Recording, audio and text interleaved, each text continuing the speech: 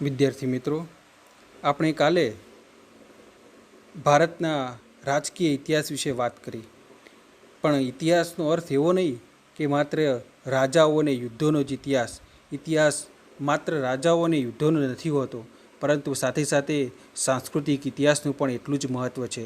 કોઈ પણ પ્રજાએ સાંસ્કૃતિક દ્રષ્ટિએ કેવી કેવી સિદ્ધિઓ મેળવી છે એ પણ ઇતિહાસનો જ એક ભાગ છે. આપણે જોઈએ કે સિંધુ સંસ્કૃતિની અંદર આપણે કેવી કેવી સિદ્ધિઓ મેળવી હતી. એ સમયના રસ્તાઓ અને શેરીઓ, એ સમયની ભૂગર્ભ ગટર યોજના, એ સમયના જાહેર સ્નાનાગારો, એ સમયના રહેણાંકના મકાનો, એ સમયના જાહેર મકાનો, એ સમયની આપણે વાત કરીએ તો આપણને ખ્યાલ આવે છે કે આપણા એ પૂર્વજ લોકોએ કેવી કેવી સિદ્ધિઓ મેળવીને આપણને ગૌરવ બક્ષવાનું કામ કર્યું છે. એ સમયે જે ભૂગર્ભ ગટર યોજના મળી આવી છે, એવી ભૂગર્ભ ગટર યોજના ગ્રીસના એકમાત્ર ક્રીટ ટાપુઓ સિવાય દુનિયાની બીજી એક પણ સંસ્કૃતિની અંદર એવી ભૂગર્ભ ગટર યોજના આપણને મળી આવતી નથી. એ સમયની અંદર જે જાહેર સ્નાનાગારો મળી આવે છે, એના ઉપરથી આપણને એ લોકો સ્વચ્છતાનો કેટલો ખ્યાલ રાખતા હશે એનો આપણને ખ્યાલ આવે છે. એ સમયના જે રહેણાંકના જે મકાનો હતા, જે બારી બારણાની વ્યવસ્થા હતી, જે હવા આવવાની વ્યવસ્થા હતી, કેટલાક મકાનોમાં સંડાસ પણ મળી આવે છે. એના ઉપરથી આપણને એ સમયના લોકોની જીવનશૈલીનો આપણને ખ્યાલ આવે છે. એ સમયના લોકોનું સામાજિક જીવન કેવું હતું, એ સમયનો સમાજ કેટલા ભાગોમાં વિભાજિત હતો, એ સમયની અંદર લોકો કેવો ખોરાક લેતા, લોકો કેવો વસ્ત્રાલંકારોનો ઉપયોગ કરતા, લોકો કેવા આભૂષણોનો ઉપયોગ કરતા, આ બધો ખ્યાલ આપણને ભારતના સાંસ્કૃતિક ઇતિહાસમાંથી મળી આવે છે. સાથે સાથે એ સમયના લોકો કેવું રાચરચીલું વાપરતા, કેવા સાધનોનો ઉપયોગ કરતા, કેવા હથિયારો વાપરતા, એ લોકોએ મનોરંજનના સાધનો કેવા વિકસાવ્યા હતા, એના ઉપરથી આપણને એ સમયની સંસ્કૃતિના સાંસ્કૃતિક વિકાસનો ખ્યાલ આવે છે. એ સમયના લોકોએ બાળકો માટે જે અદ્ભુત રમકડાઓ બનાવ્યા છે, એના ઉપરથી આપણને ખ્યાલ આવે છે કે બાળકોનો પણ કેટલી કેર લેવાનો એ લોકોએ પ્રયત્ન કર્યો હશે એનો આપણને ખ્યાલ આવે છે. એ સમયના લોકો જે આર્થિક પ્રવૃત્તિઓ જે કરતા હતા, એના ઉપરથી આપણને એ સમયના લોકોની જે પરિસ્થિતિ શું હશે એનો આપણને ખ્યાલ આવે છે. એ સમયની પ્રજાનું વ્યાપાર વાણિજ્ય, એ સમયની પ્રજાના તોલમાપ, ચલણ, હિન્નર ઉદ્યોગો, એના ઉપરથી એ સમયની પ્રજાના સાંસ્કૃતિક વિરાસત અને જે સાંસ્કૃતિક સિદ્ધિઓ મેળવેલી હતી એનો આપણને ખ્યાલ આવે છે. અને એમાંય હડપ્પીય સંસ્કૃતિએ તો ગુજરાતને એક લોથલ જેવું બંદરીય નગર ભેટ આપેલું હતું, અને એ બંદરીય નગર ખરેખર તો ગુજરાત માટે એક ગૌરવની વાત કહી શકાય. હડપ્પીય સભ્યતાએ વિશ્વને સૌપ્રથમ નાગરિક અને શહેરી સભ્યતાની ભેટ આપી. એ સમયના વ્યવસ્થિત અને પૂર્વયોજિત નગર રચનાનો ખ્યાલ દુનિયામાં સૌપ્રથમ જો કોઈ સંસ્કૃતિએ આપ્યો હોય તો એ હડપ્પીય સભ્યતાએ આપ્યો છે. એ સમયના રાજમાર્ગો, એ સમયની ભૂગર્ભ ગટર યોજના, માટીકામના કેટલાક સુંદર નમૂનાઓ, બાળકો માટેના રમકડા અને તે દ્વારા વ્યક્ત થતી વાત્સલ્ય ભાવના, બળદ જોડેલા ગાડાની ભેટ પણ સૌપ્રથમ આ સંસ્કૃતિના લોકોએ આપેલી છે. જાહેર સ્નાનાગારની ભેટ, કોસાની નર્તકીની પ્રતિમા જે નૃત્ય કલાનું સૂચન કરે છે, સૌંદર્ય પ્રસાધનો બતાવે છે કે આ પ્રજા વિવિધ સૌંદર્ય પ્રસાધનોની કેટલી શોખીન હશે. અનાજ સંગ્રહવાની પદ્ધતિઓથી પણ એ લોકો વાકેફ હતા, અને ચળકાટવાળા મણકાવાળા ઘરેણાની ભેટ પણ સૌપ્રથમ આ સંસ્કૃતિએ આપી છે. એ ઉપરાંત આ સંસ્કૃતિએ પ્રકૃતિની પૂજા કરવાનું અને પ્રકૃતિનું મહત્ત્વ સમજાવવાનું કામ પણ આ સમયની પ્રજાએ કર્યું છે. આના ઉપરથી હડપ્પીય સભ્યતાના લોકો સાંસ્કૃતિક દ્રષ્ટિએ કેટલા આગળ હશે એનો આપણને ખ્યાલ આવે છે. અને એમાંય જે લોથલ જેવું નગર આપણા ગુજરાતમાંથી મળી આવ્યું, એના ઉપરથી આપણા ગુજરાત એ સમયે પણ સાંસ્કૃતિક દ્રષ્ટિએ કેટલું આગળ હતું એનો આપણને ખ્યાલ આવે છે. લોથલની અંદરથી જે અગ્નિ દિશાની અંદર એક ઉપરકોટનો કિલ્લો આવેલો હતો, અને આ કિલ્લાની અંદર વખારો મળી આવી છે. આ ઉપરાંત એ સમયે ત્યાંથી માટીકામની વસ્તુઓ માટેની મોટી ભઠ્ઠીઓ પણ મળી આવી છે. આ ઉપરાંત નગરના પૂર્વ છેડે નીચાણવાળા ભાગમાં ભરતીના સમયે વહાણો લાંગરવા માટેનો એક ધક્કો પણ મળી આવ્યો છે. અને આ ધક્કાની વિશેષતા, આ ધક્કો એ લોથલની સંસ્કૃતિની એક વિશિષ્ટતા કહી શકાય. અને આવો ધક્કો લોથલની સંસ્કૃતિમાં બીજી કોઈ પણ જગ્યાએથી મળી આવ્યો નથી. આના ઉપરથી આપણને ખ્યાલ આવે છે કે લોથલ એક બંદરવાળું નગર હશે અને ધક્કો પણ નાનો સૂનો નથી, પરંતુ 215 મીટર લાંબો, 38 મીટર પહોળો અને 1 મીટર એનું તળિયું ઊંડું હતું અને એની આજુબાજુ પકવેલી માટીની દિવાલોવાળી બંધ બાંધવામાં આવેલો અને આ ધક્કામાં આશરે 650 ક્વિન્ટલ વજનના વાહનો આવી શકતા હતા. અને આ રીતે લોથલ બંદર તે સમયે વેપારી પ્રવૃત્તિથી ધમધમતું ભારતનું સમૃદ્ધ બંદર હશે એનું સૂચન કરે છે. ગુજરાત માટે આ ખરેખર ગૌરવ લેવા જેવી વાત છે. તો આ રીતે આપણી સાંસ્કૃતિક વિકાસ શું સાધ્યો એ પણ એક ગૌરવ લેવા જેવી બીના છે. લોથલની સંસ્કૃતિમાંથી જે માટીકામના નમૂનાઓ મળી આવ્યા છે, માટીકામના વાસણો મળી આવ્યા છે, લાલ અને પીળાશ પડતી પોલિશ ચડાવી અને કાળાશ પડતા રંગની રેખાઓ, ભૌમિતિક આકૃતિઓ, પશુ પંખીઓ, વનસ્પતિની આકૃતિઓનું એ સમયના લોકો સુશોભન કરતા. આના ઉપરથી એ સમયના લોકો સૌંદર્યના કેટલા શોખીન હશે એનો આપણને ખ્યાલ આવે છે. ઉપરાંત પથ્થરની ઘંટી એ પણ લોથલની સંસ્કૃતિની એક વિશિષ્ટતા છે અને આ ઘંટી સૌરાષ્ટ્રના ચુનેરી પથ્થરોમાંથી બનાવવામાં આવેલી હોય એવું આપણે જોઈ શકીએ છીએ. અને લોથલમાંથી એક બાળકના ખોપરીની અંદર કાણું પડેલું જોવા મળે છે, જે કદાચ એવું સૂચવે છે કે એના મગજમાં શસ્ત્રક્રિયા કરવામાં આવેલી હોય. તો જો ખરેખર શસ્ત્રક્રિયાનો એ કરવામાં આવેલી હોય તો ભારતમાં શસ્ત્રક્રિયાનો સૌપ્રથમ એ દાખલો બની રહે છે. અને અતિ પ્રાચીન સમયમાં પણ ભારતે સર્જરીના ક્ષેત્રે કેટલી મોટી પ્રગતિ કરી હશે તેનો નિર્દેશ આપણને મળી આવે છે. તો આ રીતે આપણને લોથલ જેવી પ્રાચીન સંસ્કૃતિમાંથી પણ ઘણું બધું એક ગૌરવ લઈ શકાય એવું આપણને મળી આવ્યું છે. ભારતના ઇતિહાસમાં લોથલની સભ્યતાનું મહત્ત્વ બે રીતે છે. એક તો મોહેંજો-દડો અને હડપ્પા જેવા જે આદ્ય ઐતિહાસિક સમૃદ્ધ કેન્દ્રો હતા એ ભારતના ભાગલા થયા બાદ પાકિસ્તાન પ્રદેશમાં ચાલ્યા ગયા અને તે પછી ભારતને લોથલમાં હડપ્પીય સભ્યતાના પુષ્કળ અવશેષો સાચવીને બેઠેલું એક સમૃદ્ધ કેન્દ્ર પ્રાપ્ત થયું. અને બીજું, લોથલની સભ્યતા હડપ્પીય સભ્યતાના અન્ય કેન્દ્રો કરતાં કેટલીક બાબતોમાં જે વિશિષ્ટતાઓ ધરાવે છે તેને કારણે માત્ર ગુજરાત જ નહીં પરંતુ ભારતના ઇતિહાસની પણ વધારાનું એ ગૌરવ બક્ષે છે. અને આવું જ ગૌરવ કચ્છમાં આવેલા ધોળાવીરામાં થયેલા ખોદકામ દરમિયાન પ્રાપ્ત થયેલા વિવિધ પ્રકારના સમૃદ્ધ અવશેષોને કારણે તેને પણ આપી શકાય છે. આ રીતે આપણને સાંસ્કૃતિક દ્રષ્ટિએ ધોળાવીરા અને લોથલ જેવા સમૃદ્ધ નગરો મળ્યા છે. ભચાઉ તાલુકાની અંદર શિકારપુર, નખત્રાણામાં દેશળપર, રાપર, સુરકોટડા, ખદીરબેટનું ધોળાવીરા, આ જે અવશેષો મળી આવ્યા છે એ આપણી સંસ્કૃતિ એ સમયે પણ કેટલી વિકસેલી હશે એનો આપણને ખ્યાલ આપે છે. ધોળાવીરા એ ભુજથી લગભગ 140 કિલોમીટર દૂર ખદીરબેટમાં આવેલું અને ધોળાવીરા ગામથી 2 કિમી દૂર આ હડપ્પીય સંસ્કૃતિનું સમકાલીન મોટું, વ્યવસ્થિત અને પ્રાચીન નગર મળી આવ્યું છે. ગુજરાત રાજ્ય પુરાતત્વ વિભાગે આ ટીબાનું સર્વેક્ષણ કર્યું હતું અને તે પછી આર્કિયોલોજીકલ સર્વેના અધિકારીઓએ સંશોધન હાથ ધર્યું અને 1990ની સાલમાં શ્રી રવિન્દ્રસિંહ બિષ્ટના માર્ગદર્શન હેઠળ વિશેષ ઉત્ખનન થયું અને આ ધોળાવીરા નગરમાંથી નગરની કિલ્લેબંધી અને મજબૂત સુરક્ષા વ્યવસ્થા, આ ઉપરાંત એમાંથી એક રાજમહેલના પણ અવશેષો મળી આવ્યા છે.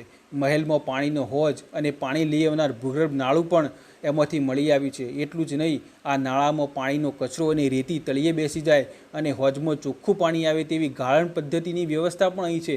અહીં મોટું સ્નાનાગાર પણ છે અને રમતગમતનું મોટું મેદાન પણ અહીંયાથી મળી આવ્યું છે. આ ઉપરાંત અહીંયાથી થિયેટરના અવશેષો પણ મળી આવ્યા છે.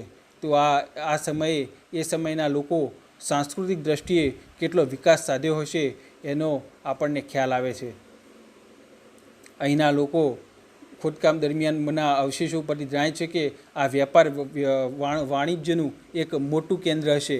પથ્થરમાંથી તોંબાને છૂટું પાડવાની ભઠ્ઠી, હથિયાર બનાવવાના ઉપકરણો તેમજ ગુલાબી રંગના મોટા પ્રમાણના મળેલા વાસણો, શંખ તેમજ અન્ય ધાતુની બંગડીઓ, વિશિષ્ટ પ્રકારના મોતી, મણકા, વીંટીઓ, સોનાના આભૂષણો, પકવેલી માટીના દોંતિયા વગેરે મળી આવ્યા છે. આ બધા નમૂના સાક્ષી પૂરે છે કે અહીંના લોકો કેટલા સુખી અને સંપન્ન હશે. સિંધુ સંસ્કૃતિમાંથી મળી આવતી ચિત્રલિપિ જેવું લખાણ પણ અહીંથી મળી આવે છે. થોડાક અક્ષરો જુદા પડે છે. જો આ લિપિ ઉકેલાય તો આ લખાણ શેનું છે અને કે એ શું કહેવા માગે છે એનો પણ આપણને પૂરેપૂરો ખ્યાલ આવી શકે. લિપિ ઉકેલવાના રાષ્ટ્રીય અને આંતરરાષ્ટ્રીય સ્તરે અનેક પ્રયત્નો થયા છે, પરંતુ સર્વમાન્ય અને નિષ્પક્ષ હોય એવો એક પણ પ્રયત્ન હજુ સુધી થઈ શક્યો નથી, અથવા તો એનું આજ સુધી કોઈ એવો પુરાતત્વવિદ કે ઇતિહાસકાર એવો થયો નથી કે જે આ લિપિને ઉકેલી શકે. જો આ લિપિ ઉકેલાય તો આપણને હજુ આ સંસ્કૃતિ વિશે ઘણી બધી વાતો જાણવા મળી શકે છે. તો આમ ભારતે ભૂતકાળની અંદર સાંસ્કૃતિક દ્રષ્ટિએ કેટલો વિકાસ સાધ્યો હતો એનો પુરાવો આપણને આ સંસ્કૃતિમાંથી, હડપ્પીય સંસ્કૃતિમાંથી મળી આવે છે. એટલે વિદ્યાર્થી મિત્રો, ઇતિહાસ એ માત્ર યુદ્ધોનો ઇતિહાસ નથી હોતો, પણ કોઈ પણ પ્રજાએ જે સાંસ્કૃતિક રીતે પ્રગતિ સાધી હોય એ પણ આમાં સમાવેશ થાય છે. વૈજ્ઞાનિક રીતે પ્રગતિ સાધી હોય કે શસ્ત્રક્રિયા મતલબ કે સર્જરીની રીતે પ્રગતિ સાધી હોય, આરોગ્યની દ્રષ્ટિએ પ્રગતિ સાધી હોય, શૈક્ષણિક દ્રષ્ટિએ સાહિત્યમાં પ્રગતિ સાધી હોય, વસ્ત્રાભૂષણ, ઘરેણાં આ બધામાં પ્રગતિ સાધી હોય, તો એ સાંસ્કૃતિક ઇતિહાસનો એક ભાગ છે. અને આપણા ઇતિહાસનો જ સાંસ્કૃતિક ઇતિહાસ એ પણ આપણા ઇતિહાસનો જ એક ભાગ છે. અને આપણે માત્ર યુદ્ધોના જ ઇતિહાસો નથી ભણવાના, પણ કોઈ પણ પ્રજાએ કરેલી જે સાંસ્કૃતિક પ્રગતિ હોય એનો પણ આપણે ઇતિહાસ ભણવો ખૂબ જ જરૂરી છે, જેથી આપણને આપણા ભૂતકાળ વિશે ગૌરવ થઈ શકે અને આપણને ભૂતકાળમાં જે ભૂલો કરી હોય એનો પણ ખ્યાલ આવી શકે, અને ભૂતકાળમાં આપણી જે શક્તિઓ હોય એની પણ આપણને એના દ્વારા જાણ થાય છે. એ પછી વૈદિક સંસ્કૃતિની અંદર ઘણું બધું વેદકાલીન સાહિત્ય રચાયું, જેની અંદર વેદોની સાથે સાથે બ્રાહ્મણ ગ્રંથો, આરણ્યકો, ઉપનિષદો, વેદાંગો, ઉપવેદો, ષડદર્શન વગેરેનો સમાવેશ થાય છે. આ બધા સાહિત્યને શ્રુતિ સાહિત્ય અથવા તો સ્મૃતિ સાહિત્ય એમ બે ભાગની અંદર વિભાજિત કરવામાં આવ્યું છે.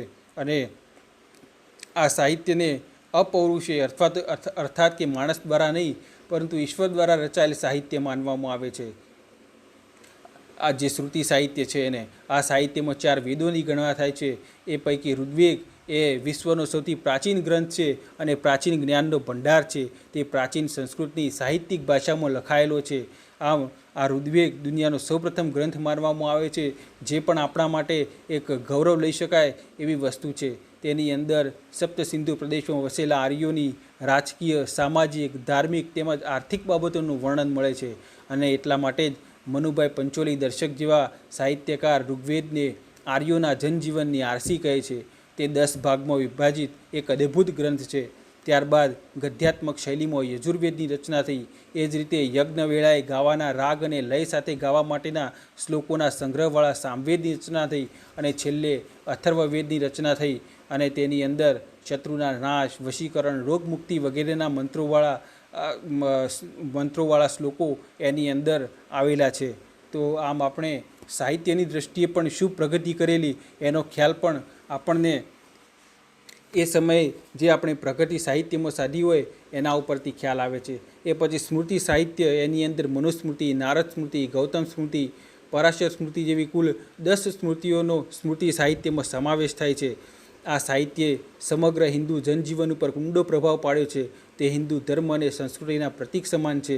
તેનો મુખ્ય ઉપદેશ અધર્મ સામે ધર્મનું રક્ષણ કરવાનું છે, જ્યારે મનુસ્મૃતિ એ પ્રાચીન વિશ્વનો આદ્ય કાયદા સંગ્રહ આપણે કહી શકીએ. તમે વિચારો કે ભૂતકાળની અંદર આપણા પૂર્વજોએ દુનિયાના સૌપ્રથમ ગ્રંથની પણ રચના કરી, અને દુનિયાના સૌપ્રથમ કાયદાના પુસ્તક તરીકે પણ આપણે મનુસ્મૃતિને કાયદાનો આદ્ય કાયદા સંગ્રહ દુનિયાનો સૌપ્રથમ કહેવામાં આવે છે.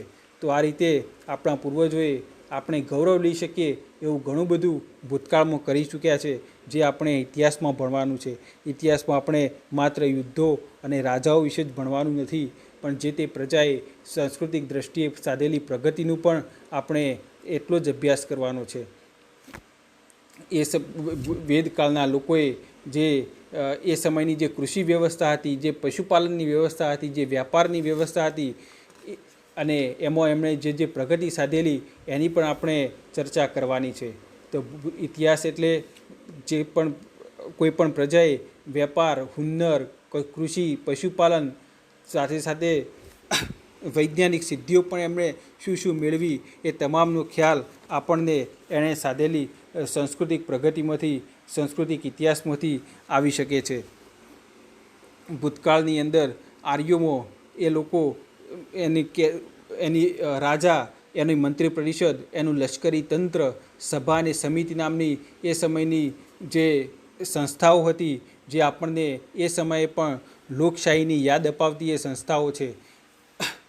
આ સંસ્થાઓમાં જે સભાનું કદ હતું એ નાનું ગણાતું અને તે રાજ્યના કુલીન આગેવાનો બેસતા અને રાજ્યના અગત્યના પ્રશ્નોની તેમાં ચર્ચા કરીને નિર્ણય લેતા. આ સંસ્થાનું વાણી અને વિચાર સ્વાતંત્ર્ય વખાણવા લાયક હતું.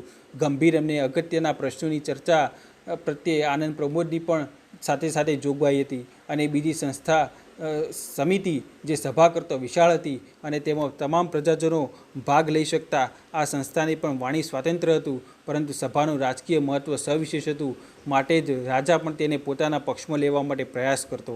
આ રીતે એ સમયના લોકોએ જે રીતે આપણે લોકશાહીની યાદ અપાવતી જે ગોઠવણ કરી હતી સભા અને સમિતિ નામની, એ પણ આપણા માટે એક ગૌરવની વસ્તુ આપણે કહી શકીએ. એ સમયની અંદર કેટલાક ગણરાજ્યો પણ અસ્તિત્વ ધરાવતા હતા અને ગણરાજ્યોની અંદર પ્રજાના પ્રતિનિધિઓ તમામ પ્રકારના નિર્ણયો લેતા હતા. તો આ રીતે આપણે ઇતિહાસની અંદર એ લોકોએ જે પ્રગતિ સાધી હોય, ઐતિહાસિક રીતે, સાહિત્યિક રીતે કે પછી અન્ય કોઈ પણ રીતે, તત્વજ્ઞાનની રીતે પણ એમને શું પ્રગતિ સાધી હોય એ પણ આપણે ઇતિહાસની અંદર ભણવાનું છે. ઉપનિષદોમાં વર્ણવેલા આધ્યાત્મિક અને દાર્શનિક વિચારધારા કેવી હતી એનું પણ આપણે અભ્યાસ કરવાનો છે. ઇતિહાસ એટલે માત્ર એવો ઇતિહાસ નહીં કે જેમાં માર કાટ અને યુદ્ધ જ આવતું હોય. પ્રજાએ સાધેલી જે પ્રગતિ હોય એનો પણ આપણે સાથે સાથે અભ્યાસ કરવો જોઈએ. ઇતિહાસની અંદર જે ભૂતકાળની અંદર આપણું જે તત્વજ્ઞાન હતું એનો પણ અભ્યાસ જરૂરી બને છે. અહમ બ્રહ્માસ્મિ ન તત્ત્વમ અસી, અર્થાત હું બ્રહ્મ છું તે તું નથી જેવા સૂત્રો દ્વારા આત્મા તથા પરમાત્માની એકરૂપતા જાહેર કરવામાં આવી છે. ઉપનિષદોમાં સૌથી વધુ મહત્ત્વ આત્માને જ આપવામાં આવ્યું છે. કર્મ અને પુનર્જન્મના વિચારો વ્યક્ત કરતા ઉપનિષદો જણાવે છે કે કર્મનું ફળ ભોગવવું જ પડે છે. આપણે નિષ્કર્મ કર્મ કરીએ તો બંધનો નહીં રહે. પૂર્વજન્મના કર્મોનું ફળ આ જન્મમાં મળે છે. મોક્ષ વિશે ઉપનિષદો સ્પષ્ટતા કરે છે કે મોક્ષ એ જ્ઞાનનું ફળ છે અને જ્ઞાનની સાધનામાં શ્રવણ, મનન અને નિધિધ્યાસનનું મહત્ત્વ છે. મોક્ષ પામનાર વ્યક્તિ જન્મ મરણના ફેરામાંથી મુક્તિ મેળવે છે. મોક્ષ પરમ અવસ્થા છે, તે પરમ શાંતિ અને સમાધિનું સ્વરૂપ છે. આવું જે તત્વજ્ઞાન ભારતના એ સમયના જે વિચારકોએ આપ્યું છે એ ખરેખર અદ્ભુત છે અને આપણા માટે એક ગૌરવ લઈ શકાય એવી વસ્તુ છે. આ ઉપરાંત ઉપનિષદોની સાથે સાથે એ સમયે જૈન તત્વજ્ઞાન પણ, જૈનોનો દૃષ્ટિકોણ મોટાભાગે આધ્યાત્મિક રહ્યો છે અને જૈન ધર્મમાં તત્વજ્ઞાન અનેકાંતવાદ અને સ્યાદવાદ નામથી ઓળખાય છે. અનેકાંતવાદ એટલે કોઈપણ વસ્તુને બધી બાજુએથી જોવાની વિચારસરણી, અને આ વિચારસરણી આઇન્સ્ટાઈનના સાપેક્ષવાદના સિદ્ધાંતને મળતી આવતી વિચારસરણી છે. આ વાદમાં કુલ 7 પ્રકારે કોઈપણ બાબતની તપાસ કે રજૂઆત કરવામાં આવે છે. આ રીતે જૈન તત્વજ્ઞાન પણ આપણા માટે એક ગૌરવની વસ્તુ બને છે. આ ઉપરાંત બુદ્ધ તત્વજ્ઞાન, બૌદ્ધ આચાર્યનો મત મુજબ માનવ જીવન દુઃખથી ભરેલું છે અને દુઃખનું કારણ ઈચ્છા છે. દરેક દુઃખો કે પ્રશ્નો ઈચ્છાને આધીન છે. આજે તેથી જ મધ્યમ માર્ગ અપનાવવો જોઈએ. ભગવાન બુદ્ધે સંસારના અનેક દુઃખો નિહાળ્યા, તેથી તેમણે સાંસારિક અને સામાજિક જીવનમાંથી વિરક્ત થઈ ધાર્મિક જીવનમાં એકરૂપ થઈ જવું એવું નક્કી કર્યું અને દુનિયાને મોક્ષની દિશા બતાવી જે નિર્વાણ દ્વારા પ્રાપ્ત કરી શકાય છે. અને આ માટે તેમણે આર્ય અષ્ટાંગ માર્ગની રજૂઆત કરી, જેમાં સમ્યક કર્મ, સમ્યક વાણી, સમ્યક આચાર, સમ્યક વિચાર, સમ્યક આકાંક્ષા, સમ્યક વૃત્તિ, સમ્યક આનંદ અને સમ્યક શ્રદ્ધા જેવા 8 માર્ગો એમણે બતાવ્યા છે, જેમાંથી આપણને મોક્ષ પ્રાપ્ત થઈ શકે છે. આ ઉપરાંત બૌદ્ધ ધર્મે તત્વજ્ઞાનના ક્ષેત્રે દિગ્નાગ, નાગાર્જુન અને વસુબંધુ જેવા આચાર્યોની પણ ભારતને ભેટ આપી છે. આપણે આનો પણ અભ્યાસ કરવો ખૂબ જરૂરી બને છે અને આ અભ્યાસ દ્વારા આપણે ભૂતકાળમાં મેળવેલી પ્રગતિ અને જે ભારતીય તત્વજ્ઞાને જે એની ટોચ પ્રાપ્ત કરી એનો આપણને ખ્યાલ આવે છે. ભારતીય તત્વજ્ઞાને જગતને યોગ દર્શનની ભેટ ધરી છે, જેના દ્વારા ભૌતિક સુખો, ઇન્દ્રિયો પર શરીરના અંગોનું નિયમન પ્રાપ્ત કરી શકાય છે, જે આપણને ભારતીય તત્વજ્ઞાન જણાવે છે. તો આ રીતે ભારતીય તત્વજ્ઞાન આ ઉપરાંત જૈન ધર્મે આત્માને એક ભીંજાયેલા કપડાં સાથે સરખાવ્યું છે. જે ભીના કપડા પર ધૂળના રજકણો સહેલાઈથી ચોંટી જાય છે, તેમ આત્માની સાથે પણ કર્મો ચોંટી જાય છે. અને કર્મોને દૂર કરવા માટે જૈન ધર્મ આસ્ત્રવ, સંવર અને નિર્જરાનું તત્વજ્ઞાન વિશ્વને વારસા રૂપે આપે છે. બૌદ્ધ ધર્મ પણ આર્ય અષ્ટાંગ માર્ગમાં આવતા સમ્યક શબ્દ દ્વારા જીવનને ઉન્નત બનાવવા માટેનો અદ્ભુત માર્ગ દર્શાવે છે. નિર્વાણ પદની પ્રાપ્તિ માટે તૃષ્ણાના ત્યાગ પર ભાર મૂકે છે. આ ઉપરાંત ભારતીય તત્વજ્ઞાને પણ આપણને ઘણી એવી ઉપનિષદથી મોડીને વેદો સુધીની ભેટ ધરી છે. તો આ આપણા માટે એક ગૌરવની વસ્તુ છે. અને આ વેદોમાં દર્શાવેલું તત્વજ્ઞાન પણ આપણા માટે એક જ્ઞાનનો ખજાનો ખોલી દે છે. તો વિદ્યાર્થી મિત્રો, આપણે માત્ર ને માત્ર એવું નથી કે આપણે યુદ્ધો જ લડવાના છે. આપણે ઇતિહાસની અંદર કોઈપણ પ્રજાએ કરેલા સાંસ્કૃતિક ઇતિહાસની પણ વાતો કરવાની છે. ભારત હડપ્ય કાળમાં કેટલું આગળ વધેલું હતું, એ પછી વૈદિક યુગમાં કેટલું આગળ વધેલું હતું, મૌર્ય યુગમાં કેટલું આગળ વધેલું હતું, ગુપ્ત યુગની અંદર કેટલું આગળ વધેલું હતું, એ સમયની અંદર ભારતીયોએ કેવી કેવી સિદ્ધિઓ મેળવી હતી, વૈજ્ઞાનિક સિદ્ધિઓ કે વ્યાપારી સિદ્ધિઓ કે આર્થિક સિદ્ધિઓ, એમણે જે પણ કંઈ સિદ્ધિઓ મેળવી હતી એનો પણ આપણે ઉલ્લેખ કરવો જોઈએ અને એનો પણ આપણે અભ્યાસ કરવો જરૂરી છે. એ સમયના લોકોએ જે પ્રગતિ કરી હતી એ આપણને આજની તારીખે પણ એક દિશા નિર્દેશ કરે છે કે આપણા પૂર્વજોએ એ સમયની અંદર કેવી કેવી સિદ્ધિઓ મેળવી હતી. ભૂતકાળની અંદર ભારતે રાજકીય ક્ષેત્રે, સામાજિક ક્ષેત્રે, શિક્ષણના ક્ષેત્રે, સાહિત્યના ક્ષેત્રે જે પણ પ્રગતિ કરી હતી એનો અભ્યાસ પણ આપણે જરૂરી બને છે. ભૂતકાળની અંદર સ્થાપત્ય કલામાં પણ ભારતીયોએ જબરદસ્ત પ્રગતિ નોંધાવી હતી. શિલ્પકલાની અંદર પણ ભારતીયોએ જબરદસ્ત પ્રગતિ કરેલી હતી, જેના અવશેષો આપણને આજે પણ મળી આવે છે. આમ એ અવશેષો ઉપરથી આપણને એ સમયની જે પ્રજાએ સાંસ્કૃતિક દ્રષ્ટિએ જે વિકાસ કરેલો હતો એનો આપણને ખ્યાલ આવે છે. આપણે ઇતિહાસની અંદર એ પ્રજાનો કોઈપણ પ્રજાએ કરેલી જે સિદ્ધિઓ છે, સાંસ્કૃતિક, વૈજ્ઞાનિક કે આર્થિક, સ્થાપત્ય કલા, એનું પણ ઇતિહાસની અંદર આપણે અભ્યાસ કરવાનો છે. અને જેનાથી આપણને ઇતિહાસ આપણા પોતાના ઉપર ગૌરવ થઈ શકે એવું આપણને શીખવે છે. ભૂતકાળની અંદર આપણા પૂર્વજોએ જે સિદ્ધિઓ મેળવી હોય એનો આપણને ખ્યાલ આપે છે કે જેથી દુનિયાની અંદર આપણે માથું ઊંચું કરી શકીએ. ભારતીયોને હડપ્પા જેવી સંસ્કૃતિ ભેટ મળી. એ ઉપરાંત એ ભારતીયોએ વૈદિક યુગમાં જે વિકાસ કર્યો, મૌર્ય યુગમાં જે વિકાસ કર્યો, ગુપ્ત યુગની અંદર જે આર્થિક સાંસ્કૃતિક પ્રગતિ કરી એનો પણ આપણે ખ્યાલ મેળવવો છે. ઇતિહાસ એટલે માત્ર ને માત્ર એકલા યુદ્ધોનો ઇતિહાસ નથી હોતો મિત્રો. ઇતિહાસની સાથે સાથે આપણે એના સાંસ્કૃતિક પ્રગતિની પણ વાત કરવી જરૂરી બને છે. અને એ જ આપણું ખરેખર પ્રજા જીવનનો જો પડઘો પાડતો ઇતિહાસ હોય તો એ ભારતનો સાંસ્કૃતિક ઇતિહાસ છે, જેની અંદરથી આપણને જે તે પ્રજાનો એના વિકાસનો પડઘો પાડે છે અને આપણને ખ્યાલ આપે છે કે ભૂતકાળની અંદર આપણા જે પૂર્વજો હતા એ કઈ વસ્તુને વધારે મહત્ત્વ આપતા હતા અને શું એમણે સાંસ્કૃતિક સિદ્ધિઓ મેળવી હતી, વૈજ્ઞાનિક સિદ્ધિઓ મેળવી હતી કે સ્થાપત્ય કલાની અંદર સિદ્ધિઓ મેળવી હતી, જેનો ખ્યાલ આપણને એ સમયના ઇતિહાસ ઉપરથી આવે છે. તો વિદ્યાર્થી મિત્રો, તમે જ્યાં સુધી બીજો વિડીયો ના મુકાય ત્યાં સુધી આ વિડીયો હું આશા રાખું કે તમે શાંતિથી સાંભળતા રહેશો અને ઇતિહાસનો જે તમારે અભ્યાસ કરવાનો છે એને તમે ગંભીરતાપૂર્વક લેશો અને એને ભણશો. ઇતિહાસ એટલે માત્ર એવું નથી કે ભૂતકાળની વાતો, એ જ માત્ર ઇતિહાસ નથી. આપણને ઇતિહાસ એ તમને એક ગૌરવ બક્ષતું જ્ઞાન છે, તમારા ભૂતકાળની માહિતી આપતું અને ભૂતકાળ વિશે તમને ગૌરવ આપતું, તમારી ભૂતકાળમાં કરેલી ભૂલોને બતાવતું પણ એક મહત્ત્વનું શાસ્ત્ર આપણે કહી શકીએ. તો વિદ્યાર્થી મિત્રો, આપણે અત્રે આ વિડીયોનો અંત કરીએ છીએ. હું આશા રાખું છું કે તમે આ વિડીયોને ધ્યાનથી સાંભળશો અને એને ગંભીરતાપૂર્વક ગ્રહણ કરશો.